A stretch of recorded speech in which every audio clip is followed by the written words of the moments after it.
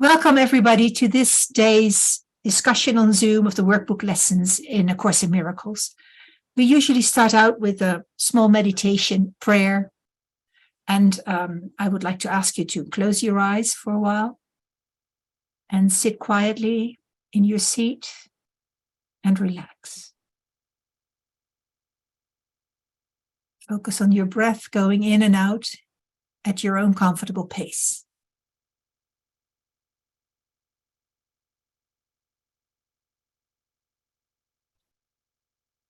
I would like to read a short prayer that I've taken from lesson 42. God is your strength, and what he gives is truly given. This means that you can receive it anytime and anywhere, wherever you are, and in whatever circumstance you find yourself. Your passage through time and space is not at random. You cannot but be in the right place at the right time. Such is the strength of God. Such are his gifts. Amen. Now, gently open your eyes again and come back to this space that we share tonight for an hour for the purpose of coming together in our study of the workbook lessons. Today, on our program will be the lessons 43 through 49. Today, Manu is going to facilitate, but Manu said he was going to be a little late, so I'm covering for him. And that's why I'm going to ask you, does anyone have a lesson that they would like to focus on first? Manu showed up, by the way. I'm here now. Manu is here. Hi, Manu. So you can take it away. Thank you for doing this. I experienced the tail end of the prayer. All righty. So it was so beautiful. We can't but be in the right place at the right time. And I was thinking of this meeting, right? So that's so beautiful. And the other thing that was in that sentence was the fact that basically God is running the show. So therefore, it's inevitable that everything is in some way or fashion perfect. I also not just some way or fashion, in all ways and all fashions. Yeah, only from our limited perspective would it be some way or some fashion. So true. It's really nice to have Lizette on the call. I know the two of you are related, right? And did I say your name correctly? Yes, Lizette. Okay. And we're sisters, Johanna and I. Yeah. Thank you. Most welcome. I know your name from the podcast that you were both on. And yeah, Maggie's also nodding her head. Many of us have heard that one. It was beautiful. And so for our audience, we're talking about the Miracle Voices podcast. That's a weekly series for the most part. And yeah, highly recommended if you haven't already been listening. Okay, so yeah, maybe we should stick with that question you asked, Johanna. Do you have a favorite lesson in this series of 43 through 49? And maybe we can start that way. Andrew? Yes, thank you. Lesson 44, it causes me to wonder a few things. I accidentally shut my video off. I didn't mean to. Okay.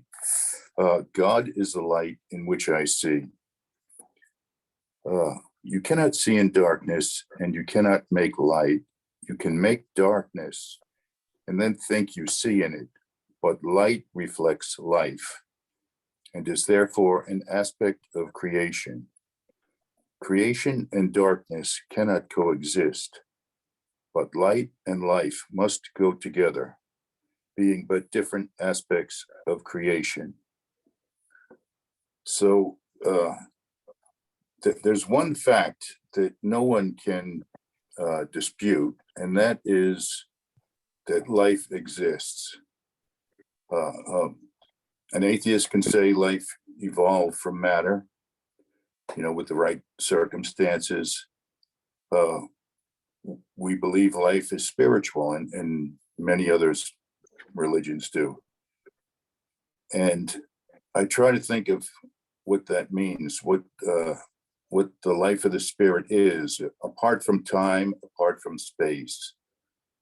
It's just an awareness of its own existence. And just thought is possible.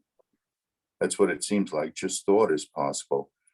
And that's why it's pretty easy to understand how this world can be a dream. Everything is thought, and this is just a story that we're living. And that's very easy to accept when you think of it that way, or at least for me it is. But when I try to think of what the life of the spirit is and light, it's just I haven't gotten there yet. It's impossible. And it makes me think, did we dream this just to see color? I don't mean that as a joke, but it is a little bit, it's questioning what the reason for it is. I just thought I'd throw that out there. Light and life, and it goes, in order to see, you must recognize that light is within, not without. You do not see outside yourself, nor is equipment for seeing outside you. An essential part of this equipment is the light that makes seeing possible. It is with you always, making vision possible in every circumstance. So we are the light. It says light and life are the same thing, pretty much. And I can understand the dream easier than I can understand life or spiritual life. I just thought I'd throw that out there for discussion. Thank you. That's a beautiful way to introduce this lesson and what it means to you and what it might mean to us. Others who would like to share their perspective or more commentary on this beautiful lesson? Well, I would. It says that light and life must go together, being but different aspects of creation. So I think it's not the same. They're different aspects of creation. So they are different, but I don't know what that difference is, other than, my human right in life, which I don't think this is referring to. We're told that God creates by extending himself, and we are extension of God, and we have the ability to create like God by extending ourselves. And light is within us. I'm trying to picture heaven, basically. I'm trying to picture what it's like. The way it seems like it's just described as a light and life, but it's supposed to be wonderful. Right. It's hard to follow. I'm going to shut up now. Yeah, no, this is really good. And I'm wondering that the lesson makes that distinction. And even though they are the same, essentially and eventually, yeah, let's go there. Maggie, what would you like to say? Yeah, thank you for your thoughts, Andrew. I raised my hand when you said, I'm trying to picture heaven. It just made me want to respond to you when you said that. So I know for me, when I read this lesson, I'm very much thinking about the type of seeing that we don't do with our eyes. And so, right, like I don't know how to picture heaven either. I don't know that it's something we picture, right, in that way. It's like more a state, I guess, is how I think of it. And I guess light and life, and these are different aspects of creation, while we still seem to see differences, right? Because really, like, there's no differences in creation either. But so I think it just gets a little confusing, the different levels sometimes. But the way that this makes the most sense to me is when I look at it again and think of seeing not with the body's eyes, but seeing with God, with the light that is within my mind, that is still that memory of God. And another just sentence that I just find really helpful to consider. You already read it, Andrew, because it's right in the first paragraph. Just that we can make darkness and think that you're seeing within it, right? But you're not. We're not really seeing. And so again, I can't help but think about the lesson for today while we're also talking about these. And so today we're on review, right? And we're looking back at how we're seeing only the past. We're seeing nothing as it is now. Right. So this just goes right along with that for me, about like anything we think we're seeing in form with our body's eyes, right, is something that we're not actually seeing at all. It's not real. It's not there at all. And the thing that we can really see or perceive, the only thing that's real is actually within. And we can use words like light to help us conceptualize it as we currently are. But I don't know if light is really even like the kind of light that we see with the body's eyes. I don't think is what we're talking about. So I don't know if that is helpful, but that is what this makes me think of. That is helpful. That is, it's something that we can't do beyond body's perception, and being in bodies, it's something we can't experience, not in the body. Something we have to wait for. Thank you. Thank you, Maggie. Yes, Johanna. I don't think it's that dismal, though, Andrew, that we have to wait for. The Course promises that we do see the reflection of heaven here, and that every loving thought that the Son of God has is eternal, is true. So that's something that I hold on to. And the other thing that popped into my head was what helps me to see the difference is abstract and concrete. All the body senses will pick up, will register anything that's concrete. And the Course tells us that all that is illusory. And so we have to go with the abstract. And that's tricky territory because we are so versed into picking up on the concrete. But that's not where we have to look. We have to look in the abstract. And Maggie also mentioned heaven, a state of mind. And so heaven is here. It's a state of mind.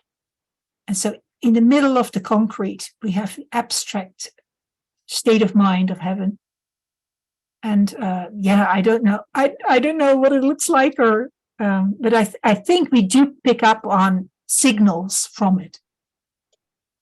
We do get signals from it. That was what I'd like to share. Thank you.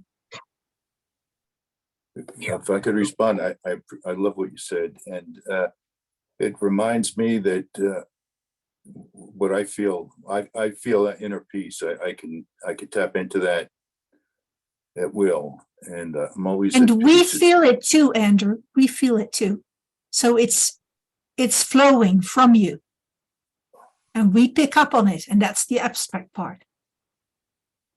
Okay, great. Well, that helps a lot. Thank you.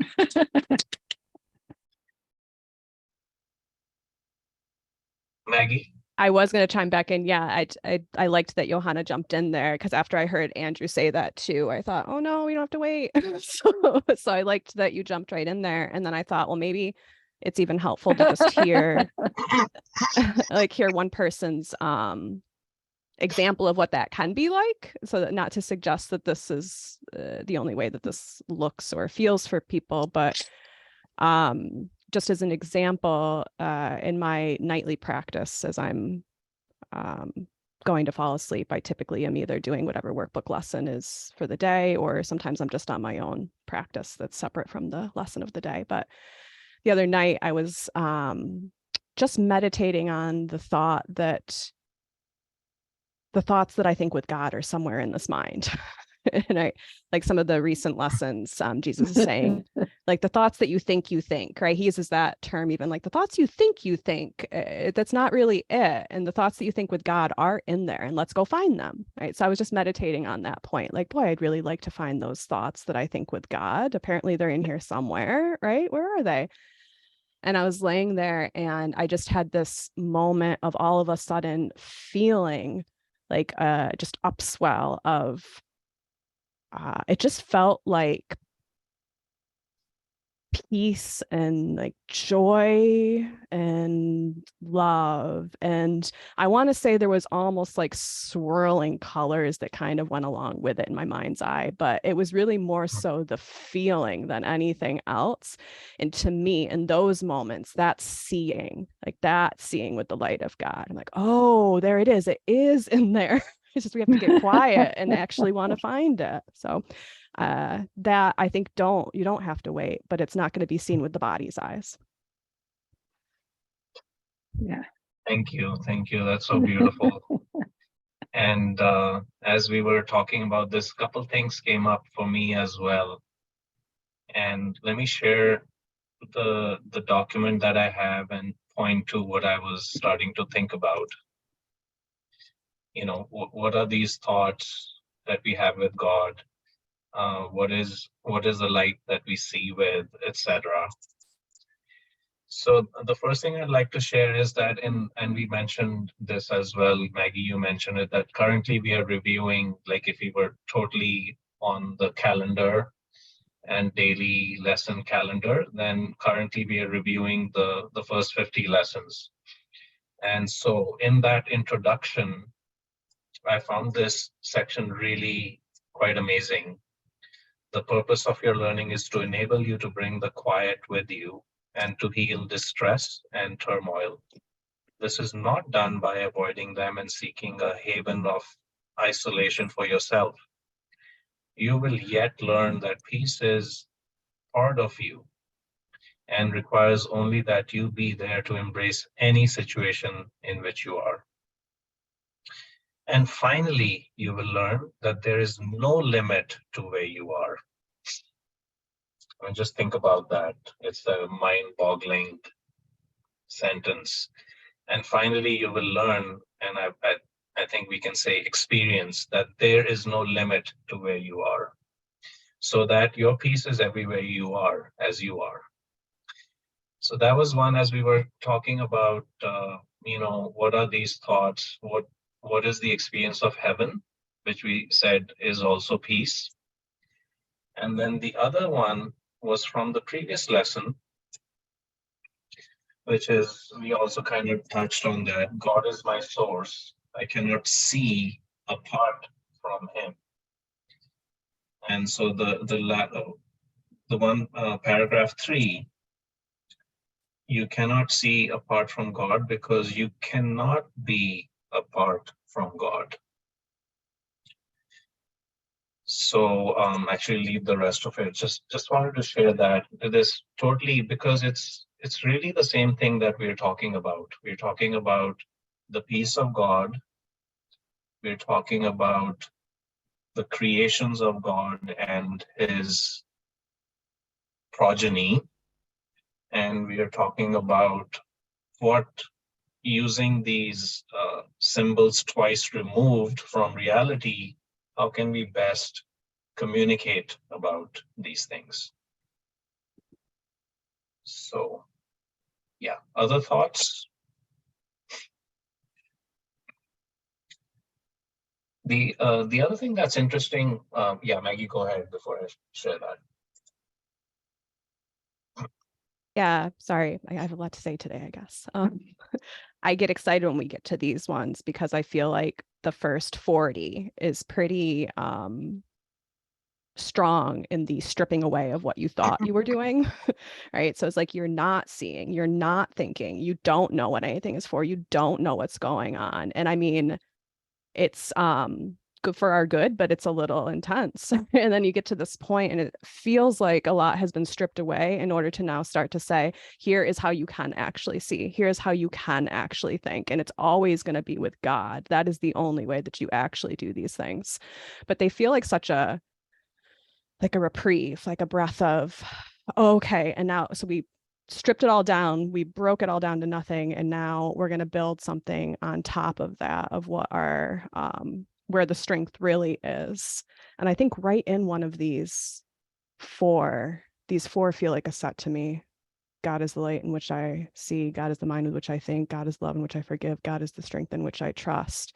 Right in one of these four, he says something about how up to this point we've really made you very aware of basically your frailty, but that would be pretty devastating to just leave you there. Like, let's now talk about how you can really actually be thinking and actually be seeing. So I just felt like that went along with your point, Manu.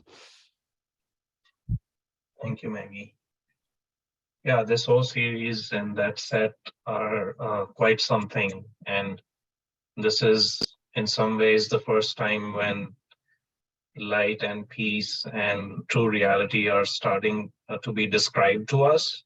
And also the invitation is for us to do these exercises. And as you know, in these particular lessons, there's a large part of it that is focused on the exercises, where we are asked to let go of the world as we know it, our thoughts, and then just allow us to sink deeper below the surface, so to speak, to try and start experiencing these beautiful ideas.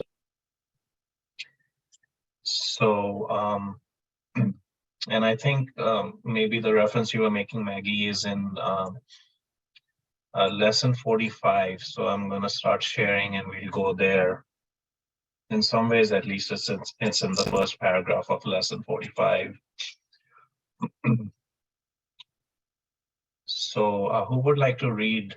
So what I've done in this document is really kept the what I found to be parts of the lesson that struck me and weren't necessarily talking about the exercises directly. And so in essence, at least to me, had the true message for the lesson outside of the exercise, experiential aspect. Keith? I'm just offering to read. Yes, please. Why don't you read to us at least the first paragraph and any more if you choose to. Okay. God is the mind with which I think. Today's idea holds the key to what your real thoughts are. They are nothing that you think, just as nothing that you think you see is related to vision in any way. There is no relationship between what is real and what you think is real. Nothing that you think are your real thoughts resemble your real thoughts in any respect. Nothing that you think you see bears any resemblance to what vision will show you.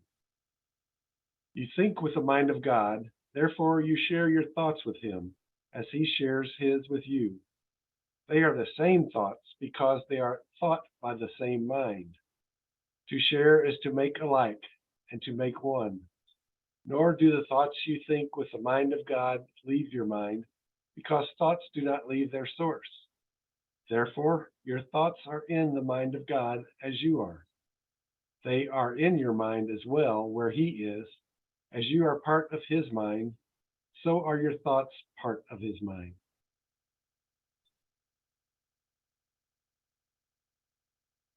Okay, that's fabulous, Keith. Thank you. And then if there's any thoughts that you'd like to share, Keith, or anyone else on what we've read so far. Otherwise, we can keep going ahead to some of the stuff we had previously mentioned. Peter? Yeah, so I wanted to, I was going to say shed some light on the discussion, but I'm not sure I'm able to do that. So let me just give you my thoughts. You know, the problem is we don't think or see the way God does. We see objects, we see something that's separate and distinct and apart from us. And I don't think, well, I know I don't think, because that's what the lesson's telling me. But I don't think that we, you know, I don't think God see, you know, somewhere in the course it says something about God being abstract or seeing abstract, whereas we see specifics.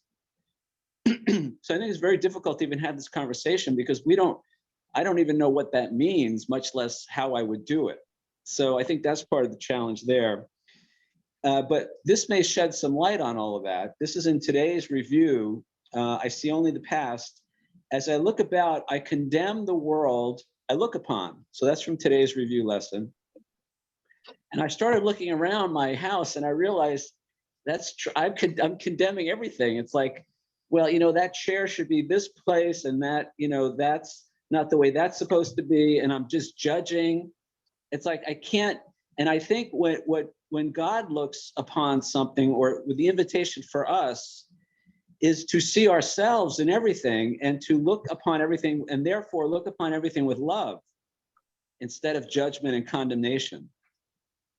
So I wasn't even aware of this until this morning, that I look at everything through the eyes of condemnation and judgment, because nothing is ever right. Sometimes it's close, but even then something will happen that all of a sudden now you know, I'm going to judge it as not right. So I guess what I'm saying is, I don't know what I'm saying. I'm done. Thank you. What you said makes a lot of sense, Peter. Thank you. And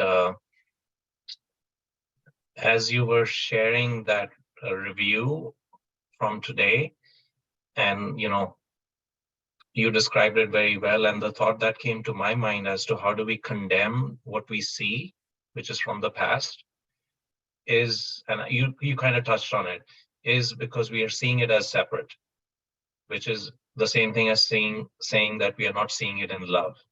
So the fact that we see the table out there, and as the previous lesson mentioned, you know, it's not within, it's not without, it's within. So just the conceptual framework that makes us think that the table is out there is the condemnation. So You know, it's yeah, let me just follow that up real quick. So it's very interesting that, you know, we talk about love as if it's a feeling, but I'm not sure that that's what the Course means. Now, we don't have to go there, but there is this idea that as long as we see ourselves, as long as we perceive separation, we can't really, he says somewhere, if you could just for 1 minute love without attack. And the attack is seeing things as separate from myself. Somewhere in the Course, there's a reference to love as joining.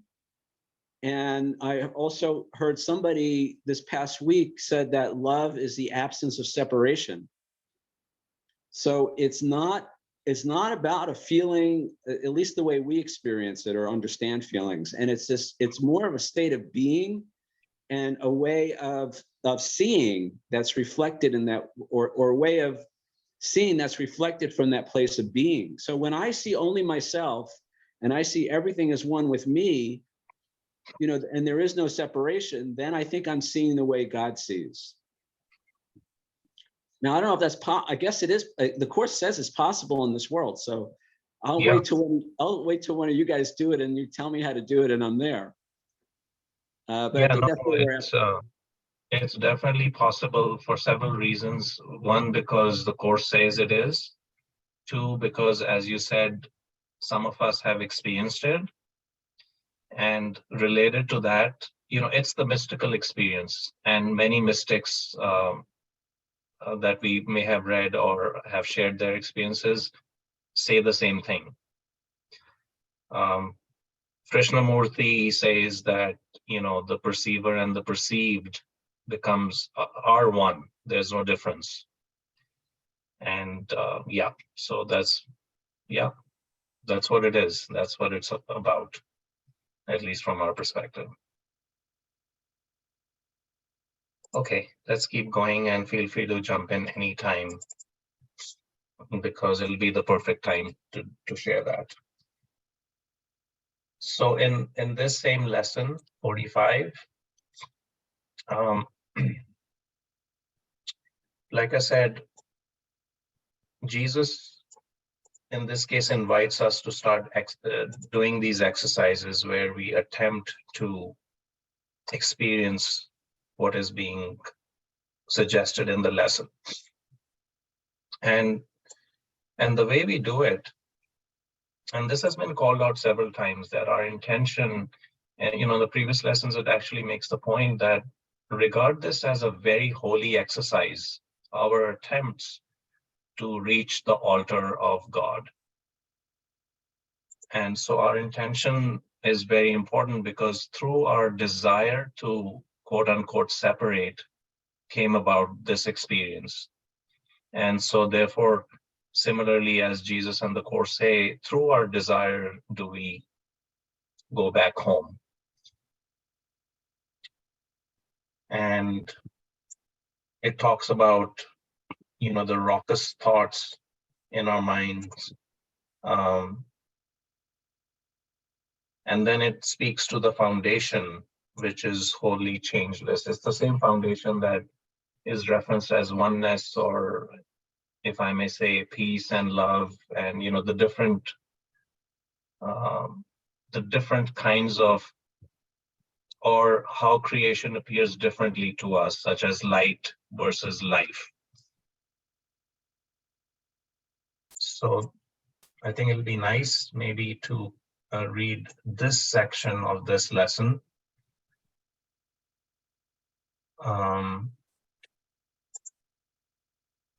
Would someone like to read what the exercises in these lessons are designed to produce for us? I would. Andrew? Okay. It is this foundation towards which the exercises for today are directed. Here is your mind, joined with the mind of God. Here are your thoughts, one with His. For this kind of practice, only one thing is necessary. Approach it as you would an altar dedicated in heaven to God the Father and to God the Son. For such is the place you are trying to reach. You will probably be unable as yet to realize how high you are trying to go. Yet even with the little understanding you have already gained, you should be able to remind yourself that this is no idle game, but an exercise in holiness and an attempt to reach the kingdom of heaven. Yep, that's beautiful. Thank you.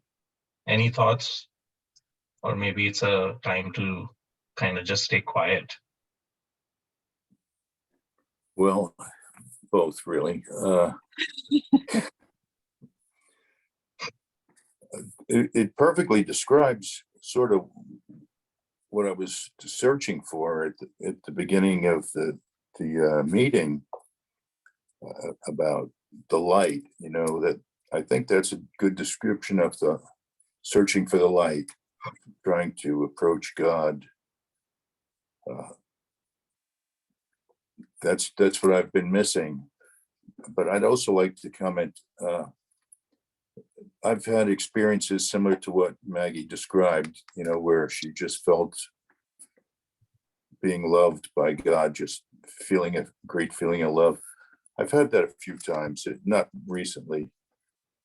But I'm wondering now if, because I feel this inner peace and I can reach it almost at will, if maybe I'm just lacking contrast in my life, and that's why I feel like I'm missing out on something. I don't know if that's what the case is, but it's just a thought that occurred to me listening to everyone's comments. That's all I've got on that. Thank you. Thank you. Maggie? Yes, thank you, Andrew. I could hear the callbacks to like your original question too, when you were reading that just now. And Manu, I appreciate you highlighting that paragraph and having us read that. I like what you were saying about intention and how you led us into that based on that thought about intention. Like if we don't think it's possible, right, we won't set out with that intention. And so there is very much an emphasis in these lessons about the possibility here, like that part you just had Andrew read. This is no idle game. Like we're not just, oh yeah, let me find the thoughts of God with my mind. Like, no, they're in there. You can go find them. And if we don't know that that's a real possibility, we can't then set out with that intention to go do it right now. So I don't know if that, Andrew, that just is in my mind listening to you just now. And Anu, if you don't mind, I found the 2 lines that I was referencing earlier that just really go right along with this. And they're actually in lesson 47. So I'm going to skip ahead on us just for a second, just because I like this and I think it's helpful and goes right along with what we're saying right now. So 47 is God is the strength in which I trust. And in paragraph 6 is where he talks about that frailty I was mentioning. So he says the recognition of your own frailty is a necessary step in the correction of your errors, but it is hardly a sufficient one in giving you the confidence which you need and to which you are entitled. You must also gain an awareness that confidence in your real strength is fully justified in every respect and in all circumstances. That's what I think of when I think of these lessons, how we're moving into this one now. And he's saying, okay, I hit you pretty hard with the first 40. You are pretty frail. And what you think you're doing right now is not working. But here is where the strength's going to come in. And here is something you can really actually count on. You are entitled to this. It's not even just a maybe one day, like it's yours and it's yours right now. So I just think that that helps with that intention that we're kind of circling around right now. Thank you. Thank you. Very helpful. And my comment back to you, Andrew, is that if you're feeling the peace, just be wholly sufficient and satisfied in that. Don't question it. And because, like we said, you are, after all, in the right place at the right time. And if there's more to come, if there's more contrast that needs to occur or whatever that is, we can be satisfied right now and know that things are just fine. This is where I need to be. And we're basking in it, Andrew. Yes, yes. I'd be happy to send you some of my contrast if you want, Andrew. I'm happy to send it. Sorry.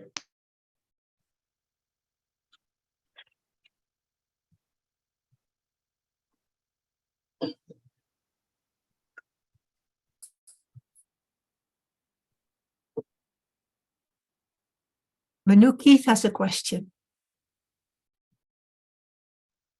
Yes, sorry about that. Just one second. Keith, please go ahead while I resolve this issue. Okay. Maggie, was that 2 paragraphs that you read?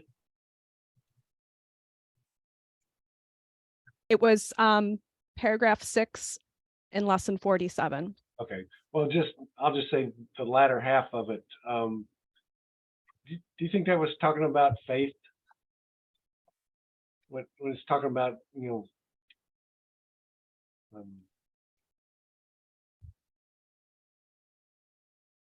I mean, I don't know if you're asking me directly, Keith, but that Yes. for me, yes, that's exactly what that's hitting on for me. He's saying, I want to give you this confidence here, like recognize that there is something to be confident in. It wasn't any of the stuff you thought it was, but there is something and it's yours and it's really fully justified, every respect and in all circumstances. That he's not using the word faith, of course, right? But for me, that helps me with my own faith. I'm going to trust in this because I've been told that this is something that I can fully trust in. Yeah, me too. Yes, and maybe we can stay here in the next paragraph. Here's another beautiful section. There is a place in you where there is perfect peace. There is a place in you where nothing is impossible. There is a place in you where the strength of God abides. And, it says, as it does with many of these lessons, repeat the idea often. And the idea is, God is the strength in which I trust. Repeat the idea often. Use it as your answer to any disturbance. Remember that peace is your right because you're giving your trust to the strength of God.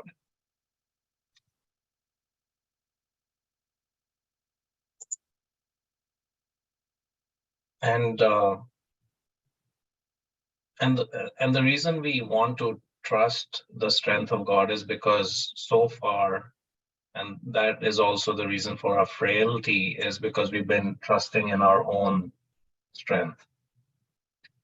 And which is why you have every reason to be apprehensive, anxious, and fearful. And so I find this first paragraph quite, well, very important as like maybe every other paragraph. And the reason is because I think the spiritual path is helping us.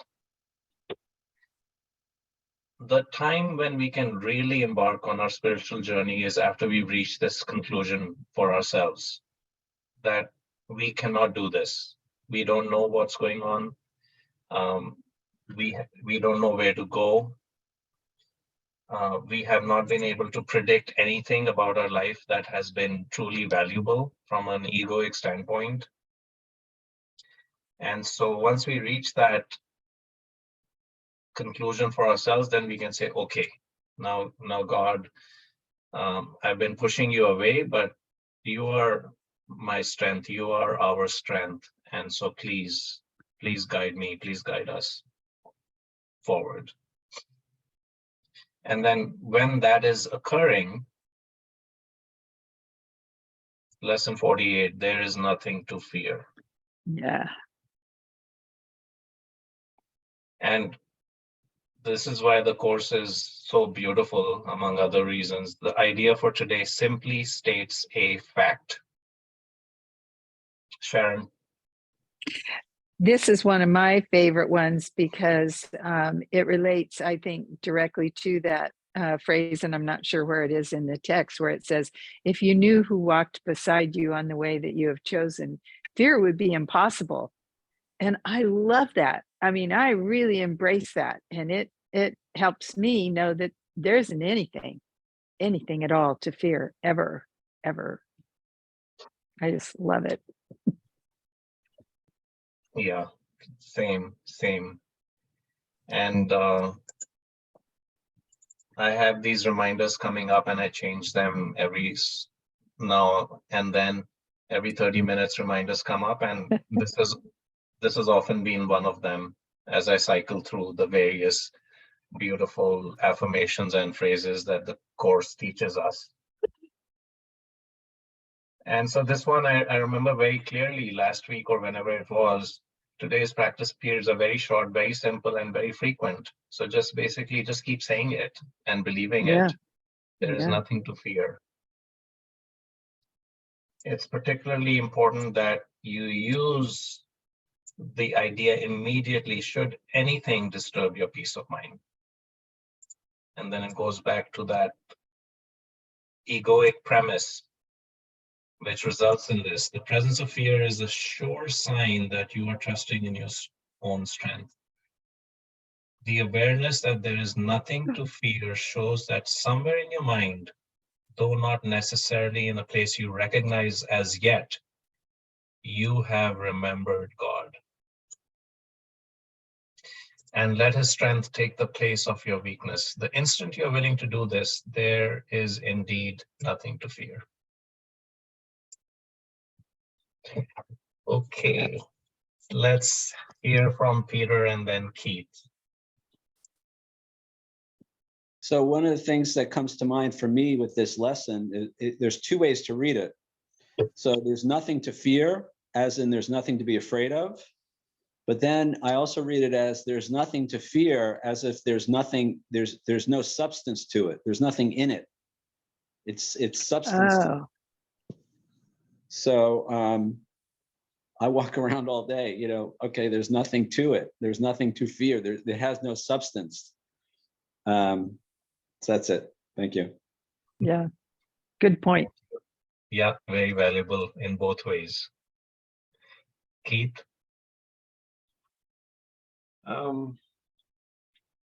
It's going to sound kind of weird.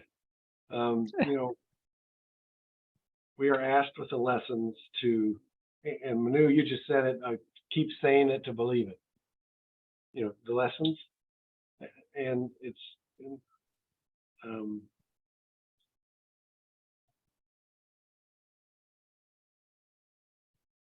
for that same reason, I would like to say, keep saying it to believe it. So I would like to say, Peter, I see the Christ in you. Johanna, I see the Christ in you. Lisa, I see the Christ in you. Maggie, I see the Christ in you. Andrew, I see the Christ in you. Sharon, I see the Christ in you. Manu, I see the Christ in you. And if I could see the others, I would too. You sense the Christ in the others that don't have their image on the screen. Yeah. Yep. Derek, Margaret, and Ardith. Yes. Right back at you, Keith. Everything you see outside yourself is really inside you. Yeah, that's true. Thank you, Keith. Thank you for the love. Peter, were you going to say more? No, my hand was just, I forgot to put my hand on. Thank you. Are we going to go to lesson 49? Sorry, I didn't mean to. Yeah, jump ahead here. Let's do that, Ardith. So Ardith, is there a section you want to read from that lesson? Not a particular one. I just think that this lesson is a good cap one for this whole section. And if it'd be okay, I could read the first paragraph, unless somebody wants to zero in on something else. Please go for it. Sounds perfect. Maybe I'll cheat and do two. I don't know. We'll see. Yeah, we are willing and able to go wherever you go. Oh, Yeah. aren't you sweet? I thank you very much. It is quite possible to listen to God's voice all through the day without interrupting your regular activities in any way. The part of your mind in which truth abides is in constant communication with God, whether you are aware of it or not. It is the other part of your mind that functions in the world and obeys the world's laws. It is this part that is constantly distracted, disorganized, and highly uncertain. The part that is listening to the voice for God is calm, always at rest, and wholly certain. It is really the only part there is. The other part is a wild illusion, frantic and distraught, but without reality of any kind. Try today not to listen to it. Try to identify with the part of your mind where stillness and peace reign forever. Try to hear God's voice call to you lovingly, reminding you that your Creator has not forgotten His Son. That's so beautiful. Thank you, Ardith. I'm Thank going to you. continue with the paragraph 4, which I thought was also Yeah. very beautiful. Yeah. Listen in deep silence. Be very still and open your mind. Go past all the raucous shrieks and sick imaginings that cover your real thoughts and obscure your eternal link with God. Sink deep into the peace that waits for you beyond the frantic, riotous thoughts and sights and sounds of this insane world. You do not live here. We are trying to reach your real home. We are trying to reach the place where you are truly welcome. We are trying to reach God. And Andrew, in that peace, which I think we are all definitely experiencing at some level, we are home. And you know what Keith so beautifully shared with us previously, that was an indicator to that very truth. I don't want to end this discussion just yet, but I'd like to read the lesson headings from 43 to 47 in quick succession as we stay in this peace and quiet. Let's just immerse ourselves in this beautiful message and see where it takes us in the next minute or so. So I'll start with lesson 43. God is my source. I cannot see apart from him. God is the light in which I see.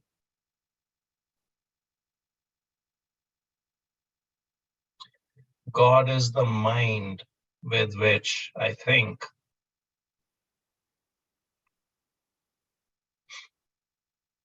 God is the love in which I forgive.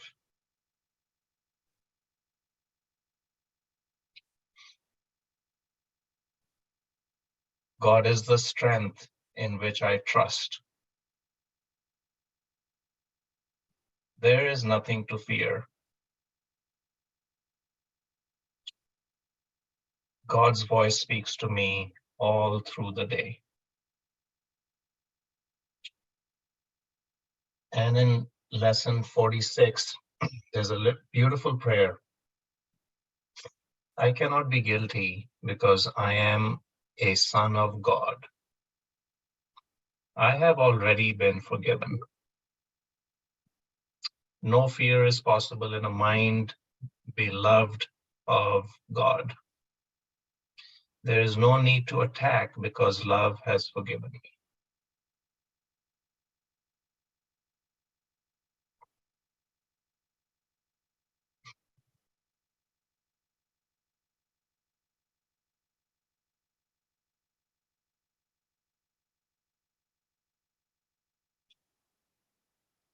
This is the holy altar that we are asked to come to with a pure intention and seek the deepest truth and reality, that is, dear Father, dear Mother, dear siblings, please guide us into that which is true, that which is peaceful, and that which is love. We seek nothing else. We admit to our illusory frailty that we believed to be true. And now we are ready to be guided every moment of every day as we hear your voice guiding us every step of the way. We truly have nothing to fear because there is nothing out there to fear, and fear itself is nothing. What is true, what is good, what is light, and what is life is this very instant, in this holy communion between us, in which we are blessed by the million angels that surround us, and in which we are all blessed as we worship you, the creator of all. We are so thankful. Thank you, thank you, thank you.